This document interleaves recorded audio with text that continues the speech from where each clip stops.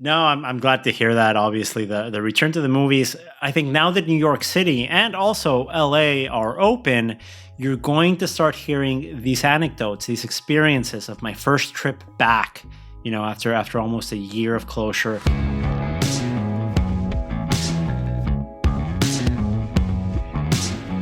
This is the Box Office Podcast. I'm Rebecca Pahle, the deputy editor of Box Office Pro, the only magazine dedicated exclusively to the worldwide theatrical marketplace. We'll be joined later in this episode by my colleague and co-host Daniel Loria, editorial director of Box Office Pro, to speak with Paul Serwitz, president and COO of Landmark Theaters, to break down the New York City reopening, which, of course, we're very excited about here at the Box Office Podcast. But first, we have my favorite person, Shawn Robbins, on to give us a breakdown of some box office numbers that have occurred over the last week. Shawn, what happened over the weekend? Raya's second weekend in theaters, it had a pretty good hold, is my understanding, right? Yeah, it's great to be back and actually talk about some numbers again with you, Rebecca. We were looking, Disney reported a 33% drop in its second weekend for Raya, which is solid, all things considered, especially given how much of the market is open. That's pretty much in line with what the War with Grandpa dropped back in October. It was about a 31% drop. And of course, we could look at Croods or Tom and Jerry, but in Croods' case, it was coming off of Thanksgiving, so it dropped 54%, and Tom and Jerry dropped 53% when Raya opened against it. So really, the War with Grandpa is probably the best comparison point.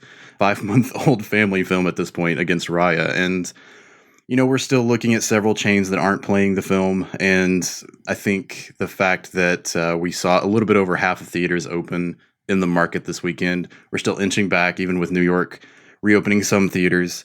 Disney is saying, however, that close to 80% of the domestic marketplace from a grossing capacity is able to operate now. That can mean a few different things. I think able to operate is a very important phrase there, because that doesn't necessarily mean that they are anywhere near their maximum, achievement in terms of those grosses. It seems like a very carefully chosen phrase. Very much. And then plus, LA is just in the early stages of getting their theaters open. And so there's a little bit of uncertainty going into last weekend as to whether LA would have any contribution, even on Saturday or Sunday, to the market. We're now kind of understanding that it will be some theaters. We know that Regal still will not be open for a little while. But that's going to continue to make forecasts very tricky, because when we're seeing phrases like able to operate and percentages that really apply in different ways across the geographic map of the box office, it's tough to get a read on things at times. But I think the positive takeaway here is that most films are fulfilling that trend we've seen throughout the pandemic and really holding on for the most part really well each week. Well, I want to take it back pre-pandemic. I want to hop into a time machine with you and go back to 2009 to revisit the film Avatar, #1 at the box office globally then and now again, right? Yeah, everything old is new again, and such is the case for Avatar. We're 20 months, I believe, right after Avengers Endgame passed it globally, when it earned $2.797 billion in its first run back in 2019, which passed Avatar by less than $10 million globally. Now, Avatar is back on top thanks to a re-release in China, where it made over $21 million this weekend, which is the biggest re-release of any film during the pandemic in that country. And I believe that topped the first Harry Potter films weekend last year. So Avatar remains very popular in the Middle Kingdom, and by all accounts, it should still rack up some money in the next couple of weeks. And now it's past $2.8 billion. And of course, its original run was about $2.74 billion. It actually was re-released in late 2010 and made another $45 million. So this is technically its second official re-release in that capacity. But yeah, so now Disney is in the position of being able to say that they have the sequel to the biggest movie of all time when Avatar 2 comes out, be that next year or 5 years from now. And they still, I hadn't thought about that when Avatar first came out, it was a Fox release, right? And yeah, now, whether it's Avatar or Endgame at the top of the list, they're both Disney, so. Yeah, Disney's in a no-lose situation here, and who knows, after the Avatar sequels have come out, maybe they re-release Endgame and lead up to another Avengers movie. It's probably going to be a back and forth thing for the next decade, I would imagine. Yeah, a little bit of a ping pong. Yeah. Well, Shawn, thanks so much, as always, for providing your insight. We'll be speaking with you in more detail next week to kind of see how things broke down in LA, how the reopenings of LA and New York have affected domestic box office. Thanks so much. Thanks, Rebecca. I'm looking forward to it. For our feature story today, we are going to be speaking with my colleague and regular co-host Daniel Loria, editorial director of Boxoffice Pro, about something that has a huge impact on the box office moving forward, namely the reopening of one of the two most key markets in North America, New York City. Daniel, how you doing? I'm feeling very optimistic, which is weird to say on this podcast about the movie theater industry. But I don't know, maybe little by little, it looks like this big fog of COVID, this pink cloud, is finally lifting from the theatrical industry. Los Angeles and New York City movie theaters, after nearly a year, have finally reopened. Rebecca, I know you went to the movies for the first time in over a year in New York City last weekend. What did you see? Where did you see it? I saw Judas and the Black Messiah at the Nighthawk Cinema, which is, it has two locations in Brooklyn, and one is walking distance from my house, which not having to use mass transit was definitely a factor in choosing that movie in that movie theater. Also, they have really good cheesy tater tots. The best. I love those tater tots. Yeah, so good.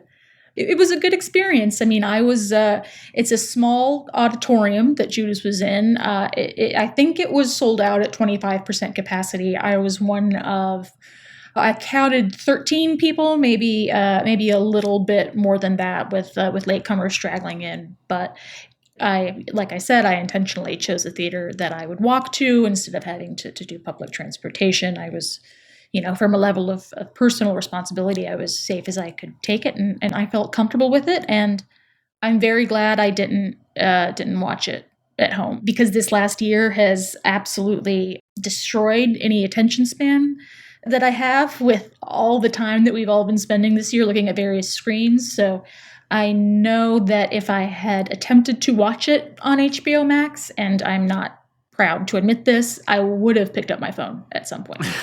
And I was in a position where I could not do that, and I enjoyed the movie much more for that. No, I'm glad to hear that. Obviously, the return to the movies, I think now that New York City and also LA are open, you're going to start hearing these anecdotes, these experiences of my first trip back, after almost a year of closure. But for us folks here in the coasts, here in New York, over there in LA, we're really getting that experience that most of the country was able to have back in August, back in September. I kind of wanted the experience everyone else. I wanted to see the old Raiders of the Lost Ark and the nostalgia programming on the big screen, but I'm glad there are new releases. I was comfortable enough with my experience that I've already booked my ticket for my second movie theater experience of 2021. But LA, it's coming up soon to y'all. I'm happy for my West Coast brethren. Absolutely. And that's something that we were expecting really all week once we heard the revised reopening guidelines that would be coming into LA. It was just a matter of when. What day is it going to be that the first LA movie theaters are going to be coming back?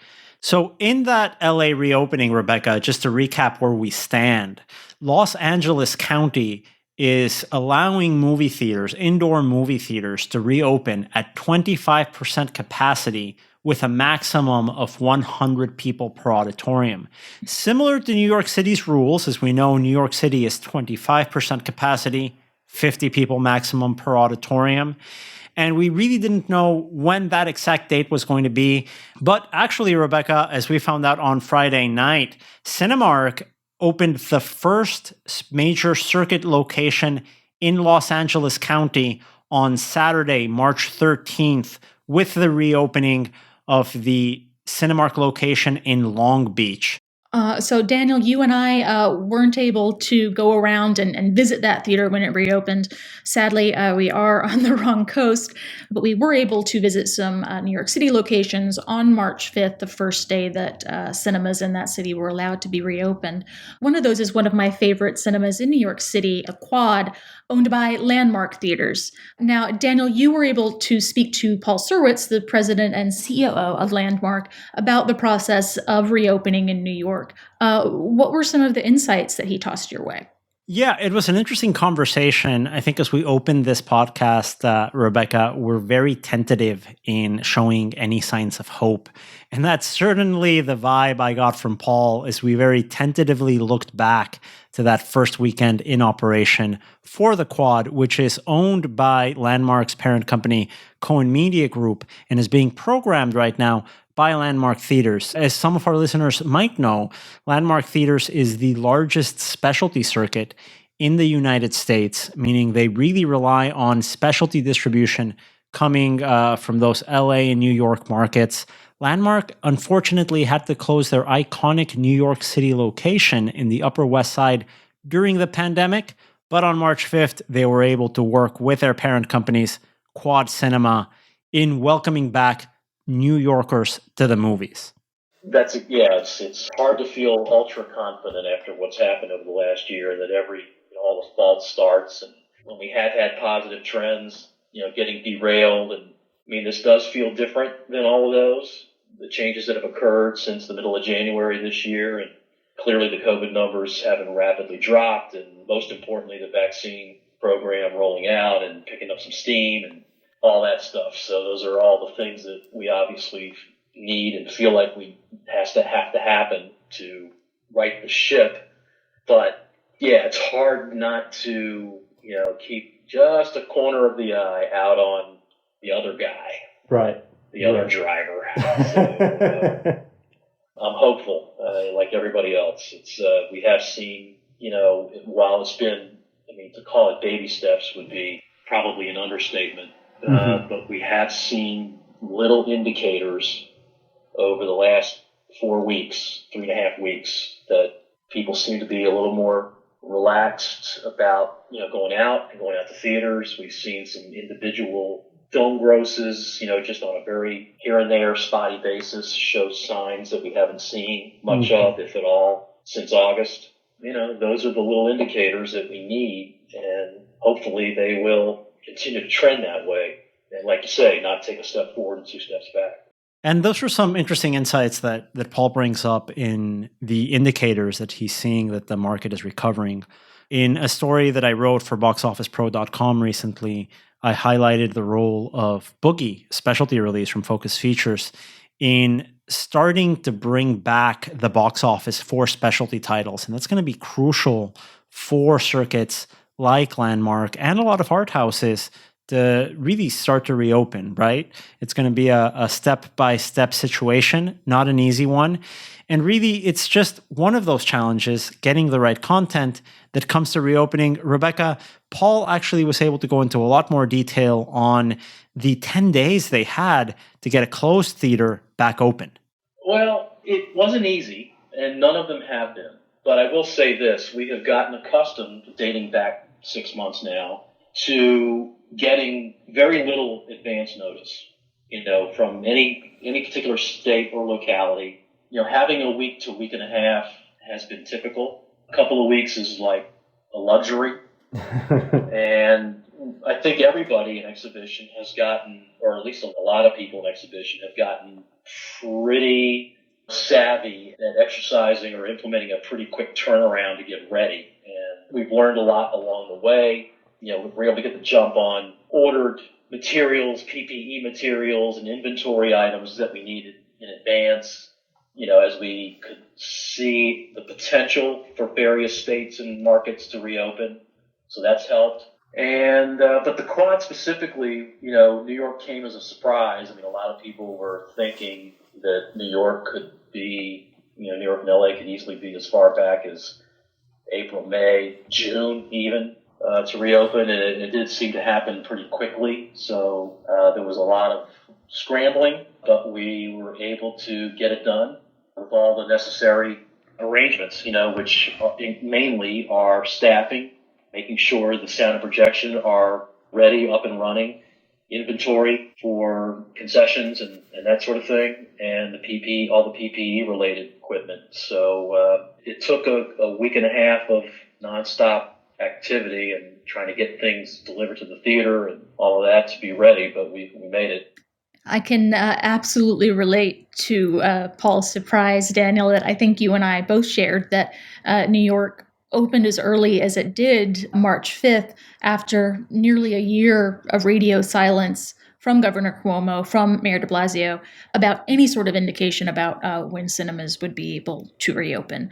Now, of course, it wasn't a 0 to 60 situation. It's not from cinemas are closed to, cinemas can reopen again at 100%, 75%, 50%, 33%. We had to start down at 25%, which for New York, a lot of these auditoriums are very small, real estate's at a premium. In many cases, 25% of seats financially is difficult. And Paul spoke a bit on the challenges of that as well, specifically in a market like New York, opening at 25% capacity. 25%, that's pretty difficult, right? And there's different 25%. If you've got the AMC at Lincoln Square and that IMAX screen with that huge auditorium, right. Sure, 25% there, 50 people maximum there, that's one thing. But obviously, if you're working in the Village, there's not that many auditoriums where 25% can make it easy. Nope. Is it a break even at 25% for you guys, or is this more about letting audiences know you're there? It's pretty hard to break even at 25% with small capacity. So the Quad's a good example where that puts us at roughly 25 people max per show. So pretty hard to drive enough revenue from that to be in the black. So a large part of it is just trying to tap into that pent-up demand for those audiences that are dying to go and ready to go and do go. And, making it so we can get important films and important filmmakers' content back in theaters where they belong to be seen, and just create access. The movie business has long been associated with just access, the ability for movies to be on screen and for people to be able to go to theaters and find them. And I think as, in any market, as the ability to open theaters continues to expand, there's going to be a curve from the point of opening to, over the subsequent number of weeks and months for people to get back in the habit, get accustomed to the fact that theaters are open and movies they want to see are available to be seen in theaters. And you have to provide some runway for audiences to get back in. So that's a big part of it. And, the hope, of course, around the capacity restrictions are that the trend we've seen in the industry since August, where virtually no tracing of COVID outbreak has occurred from movie theaters, will quickly result in capacities being relaxed. Right. So that 25% becomes 50%. And when you get to that point, it's reasonable to say in many cases that you can make a run at it if you're getting the foot traffic. Now, that's been a whole other story. The capacity restrictions in our industry, dating back to when theaters started reopening last year, has not been a big challenge in most cases. There's rare exceptions that whatever the percentage capacity restriction has posed problems. There's always the ability to add shows and add capacity to additional screens because there's a lot of flexibility out there in the marketplace right now. So in those few instances when movies were in specific locations that actually were driving some real business, that capacity restrictions became problematic, usually you can find ways to address that. And we should all be so lucky to have to go find ways to address that. Hopefully those days are coming, and maybe the capacity restrictions will relaxed enough by the time crowds are big enough to actually challenge those capacities, but we'll deal with that. But yeah, at its core, these small capacities of 25% or less in some markets out of the gate. We've had a couple markets where they opened at 10%. But a low number like 25% is difficult, and certainly for any sustained period of time, that's not going to work from a an operating cash flow perspective. But, we are seeing on a market by market, state by state basis, those capacities, being relaxed a bit, and hopefully in the next 30 to 60 days, sort of congruent with the vaccines and the continuing decreasing on COVID numbers, we'll see a quicker pace of those capacity restrictions being relaxed and ultimately lifted to some extent. I mean, the state of Texas has lifted them, but we've actually chosen to stick with 50% so far, just out of an abundance of caution. So it's just a matter of, seeing those things uptick over, a relatively short period of time. And that is Paul Serwitz, the president and COO of Landmark Theaters, talking about that reopening process. Rebecca, one of the things that really stood out for me is that even at this early stage, with states like Texas lifting those restrictions on capacity, Landmark actually took a very cautious step, said, you know what, out of an abundance of caution, we're going to stick with that 50% capacity for the time being. So it's not really a case where you have exhibitors saying, hey, we need no restrictions to come back. That willingness to say, hey, we can make it work at 50% for now as audiences come back. And I think a lot of exhibitors are ready and planning to live with this 50% capacity for a couple of months as vaccinations continue to ramp up. Now, that being said, these decreased capacities, either 25, either 50%, they might not mean much in box office, but they mean a lot when it comes to have content from either major studios or, in Landmark's case, the specialty market, come back. It first comes in the form of how it impacts the distributors, because obviously New York and hopefully soon Los Angeles are just, those historic launch pads, both from a number standpoint and in particular a, press publicity and just cultural buzz standpoint, critics, etc., that start to drive a limited platform release rollout. And so New York coming back online is going to, it's not going to be immediate, but it should take form, I think, pretty quickly, where, that'll be a significant piece to how distributors relook at when they're going to release their specialty titles.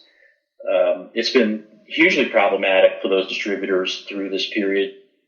There was a point last fall before, the COVID numbers really started resurging, that there was close to 70% of the theaters around the country open, but not New York and LA. And that posed a particular problem, really for all distributors and studios, but especially the specialty distributors who rely so much on a New York, LA opening to launch a movie. It's not just from a number standpoint, it's from a press, publicity, critics, and buzz standpoint. And even though those markets represent such big numbers to all studios and distributors in terms of how much business they can deliver, it was a unique problem for the specialty market, and New York opening is going to help start to put things back in place. There's a lot of speculation that Los Angeles is shortly going to be able to open. Nobody's heard that officially, but we're hopeful that it'll be soon, and that'll be the other piece of that equation. As a fan of independent film, as Daniel, you are as well, this is something that's really interesting to me, because the conversation that I think we've been seeing a lot around film over the past year is that, of course, cinemas will always have a place. Cinemas aren't dying. Cinemas aren't going away. And that cinemas are especially important for these huge blockbuster titles where you can't get the same experience at home as you would if you're seeing a big action blockbuster on the big screen. And the question as to where that leaves specialty titles that arguably, lend themselves a little bit better to streaming than the next biggest, explosion-heavy Marvel movie. That's interesting to me, because I don't want specialty films to disappear from theaters. And I don't think it's the case that they will, even though, admittedly, the status quo is changing when it comes to the theatrical exclusivity window. And that's something, Rebecca, that Landmark has been dealing with for a number of years. You could actually say dealing more proactively than a lot of other major circuits, because the specialty market, they've been having to wrangle these different windowing around specialty projects, either from Netflix, either from other art house distributors. So yeah, they've had these conversations. It's something that I even asked Paul in our conversation. Having had these conversations with distributors before, did it put you in an advantage now? He responded that not really. Whatever the conversations you had pre-COVID, whether you'd come to terms or not, are very different from the conversations you're going to be having after the pandemic. Even with how Landmark has sort of adopted varied windowing measures from different kinds of companies, whether it's independent distributors, streamers, etc. We still believe in the theatrical window and a theatrical exclusivity. That is still and will always be the strongest ticket for exhibition to excel. So to the extent that we certainly want windowing, protection for exhibition, it's still there. We still benefit from it like any other exhibition player does. But we do feel like we've adapted to some extent and have had to adapt over the last 2 or 3 years in a way that recognizes, the realities and the changes that are occurring in our marketplace. And again, there's no question that things are not going to look the same, even when our industry and, our daily lives have stabilized. There's going to be a lot of things from this period of COVID that will stick. So we just have to be able to find ways to adapt. It's really great to hear from Paul on this. I've lived in New York for only 12 years at this point, but some of my fondest movie-going memories from that time have been at 2 Landmark cinemas, both of which sadly have closed. One was that flagship you mentioned, Landmark 57, that is not coming back from the pandemic.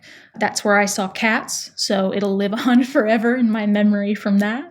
And then the other was in Soho, the Landmark Sunshine, where they, would play these nostalgia titles at midnight of like Mortal Kombat and The Princess Bride, and people showed up. And I was one of those people who showed up for a midnight screening of Mortal Kombat at the Landmark Sunshine. So a retroactive thanks to Paul Serwitz for that great experience. And that's the first the original Mortal Kombat, not this upcoming remake from Warner Brothers that I'm very much looking forward to seeing.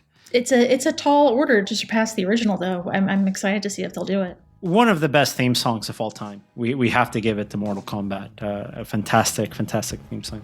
Well, thanks again to our guest this week, Paul Serwitz, the president and COO of Landmark Theaters. The Box Office Podcast is produced by Record Edit Podcast and Box Office Pro by myself and my colleague Rebecca Pahle. The Box Office Podcast will return next week for our 1-year anniversary episode with our other co-hosts, Russ Fisher and Shawn Robbins, providing some analysis on the year that was and some quotes from a recent Giants of Exhibition panel with some of the top circuits in the country. Thanks again.